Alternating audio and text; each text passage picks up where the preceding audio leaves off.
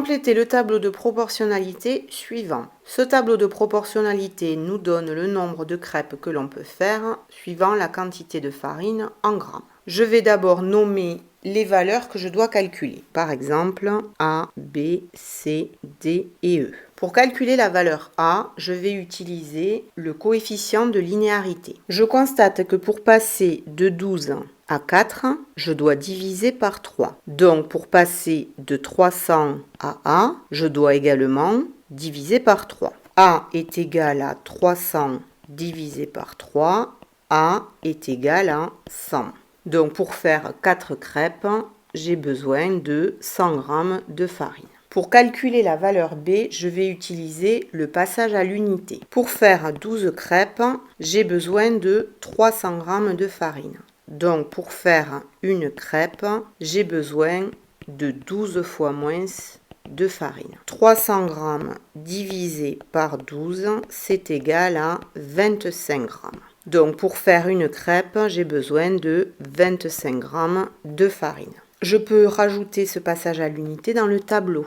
Donc, pour une crêpe, j'ai besoin de 25 g de farine. Donc, pour faire 5 crêpes, j'ai besoin de 5 fois plus de farine que pour faire une crêpe. 5 fois 25 g, c'est égal à 125 g. Donc, pour faire 5 crêpes, j'ai besoin de 125 g de farine. Je trouve donc que B est égal à 125. Pour calculer la valeur de C, je vais utiliser une propriété du produit en croix. Une propriété du produit en croix nous dit que 12 fois 350, c'est égal à 300 fois C.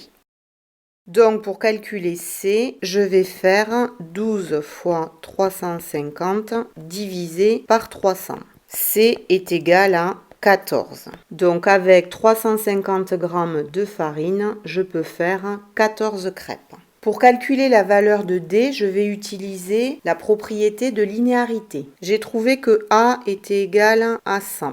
Et je constate que 100 plus 300, ça me donne 400. Donc, pour calculer D, je vais faire 4 plus 12. D est égal à 4 plus 12, D est égal à 16. Avec 400 g de farine, je peux faire 16 crêpes. Pour calculer la valeur de E, je vais utiliser le coefficient de proportionnalité. Je dois chercher par quel nombre je dois multiplier 17 pour obtenir E. Pour 12 crêpes, il me faut 300 g de farine. Donc, je cherche par quel nombre je multiplie 12 pour obtenir 300. Il suffit de faire 300 divisé par 12, ce qui me donne 25.